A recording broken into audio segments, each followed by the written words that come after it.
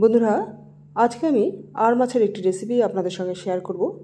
রেসিপিটি খুবই টেস্টি আর খুবই সহজে তৈরি হয়ে যায়। রেসিপিটির নাম হলো আর বাসন্তী। নমস্কার বন্ধুরা, কাকুলির হেসেলুদ লাইফস্টাইলে আপনাদের সবাইকে স্বাগত জানিয়ে আজকের রেসিপিটি শুরু করছি। রেসিপিটি তৈরি করার জন্য আমি প্রথমে এখানে 4 পিস মাছ আর 1 পিস মাথা নিয়েছি। মাথাটাকে দুভাগ করে কেটে নেওয়া হয়েছে। এই মাছের মধ্যে পরিমাণ মতো নুন ও হলুদ দিয়ে এগুলোকে ভালো করে মাখিয়ে নিচ্ছি। মাখা হয়ে গেলে এগুলোকে কিছুক্ষণের জন্য রেস্টে রেখে দেবো।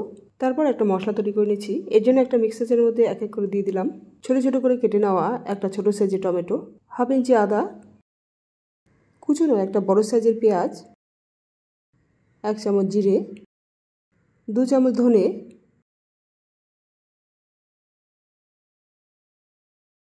আর দিয়ে দিলাম স্বাদ মতো শুকনো লঙ্কা।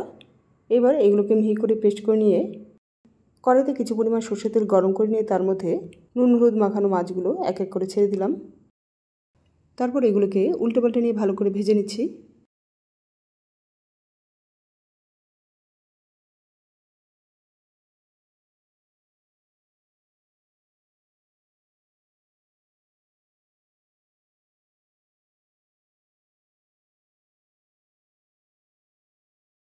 মাছগুলো ভাজা হয়ে গেছে। আমি এখন এগুলোকে কড়াই থেকে অন্য একটি পাত্রে তুলে নিচ্ছি।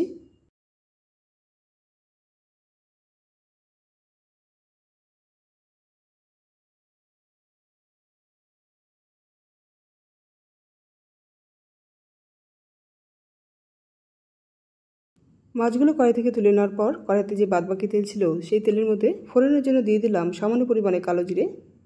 এবার এই ফোড়নটা হয়ে গেলে এর মধ্যে যে মশলাটা আমি পেস্ট করে নিয়েছিলাম সেই মশলাটা এর মধ্যে দিয়ে দিলাম, আর দিয়ে দিলাম স্বাদ মতো নুন ও পরিমাণ মতো হলুদ।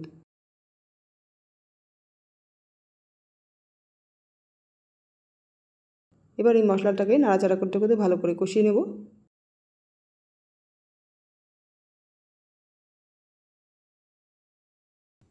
মশলাটা কষানো হয়ে গেছে। দেখুন মশলা থেকে তেল ছেড়ে দিয়েছে। আমি এখন এর মধ্যে 2 বাটি জল দিয়ে দেবো। এবার এই জল ও মশলা একসঙ্গে ভালো করে মিক্স করে নিয়ে গ্রেভিটা ফুটে ওঠা পর্যন্ত অপেক্ষা করব। দেখুন গ্রেভিটা ফুটে উঠেছে।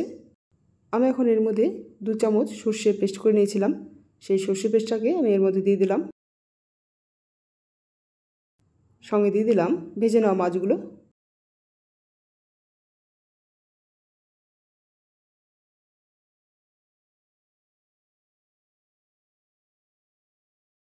মাছগুলো গ্রেভির মধ্যে দেওয়া হয়ে গেলে হালকা হাতে একটু নাড়াচাড়া করে নিয়ে একটা ঢাকনা দিয়ে ঢেকে এই রেসিপিটাকে কিছুক্ষণ ধরে রান্না করে নেব, যতক্ষণ পর্যন্ত এই গ্রেভিটা বেশ একটু ঘন না হয়ে যাচ্ছে। কিছুক্ষণ পরেই দেখুন গ্রেভিটা বেশ ঘন হয়ে গেছে।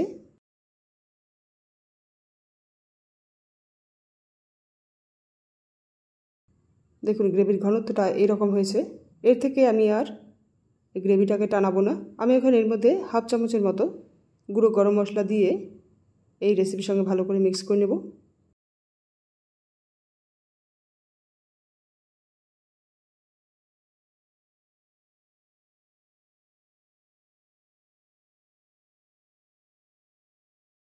মিক্স করা হয়ে গেছে।